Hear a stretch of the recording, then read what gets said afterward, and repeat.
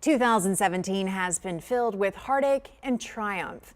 Eyewitness News reporter Audrey Castoreno has a look back at some of the biggest stories of this year, beginning with the first 6 months. So remember, our street to street.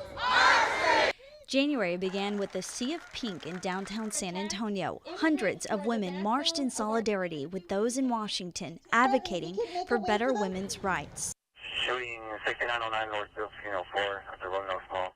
January 22nd, a quiet Sunday of shopping turns violent when two men rob a Kay's jewelry store, shooting and killing a shopper. One suspect was shot by another mall goer who had a license to carry.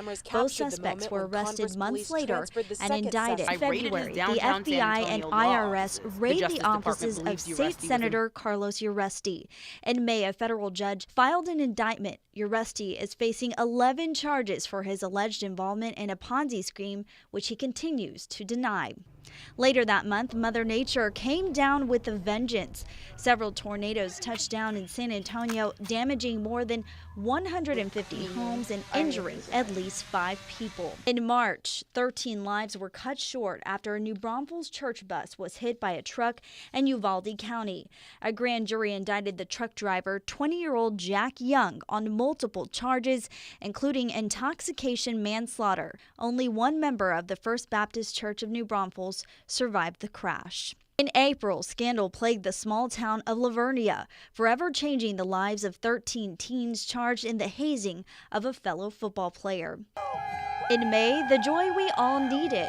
The Spurs win the Western Conference semifinals against the I-10 rivals, the Rockets, but fall short to Golden State and the Western Conference Finals. Mayday, who's calling the Mayday? Later that month, the San Antonio Fire Department suffers a loss they hadn't experienced in decades. 2 firefighters who rushed into the burning Ingram Park Mall would become lost. Brad Phipps would walk away with major injuries, while Scott Deem would lose his life in that fire, later determined to be arson.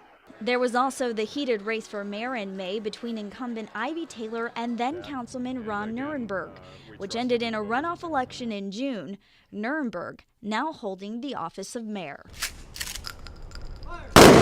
In June, San Antonio police suffered the loss of one of their own during a routine investigation. Officer Miguel Moreno was shot in the head.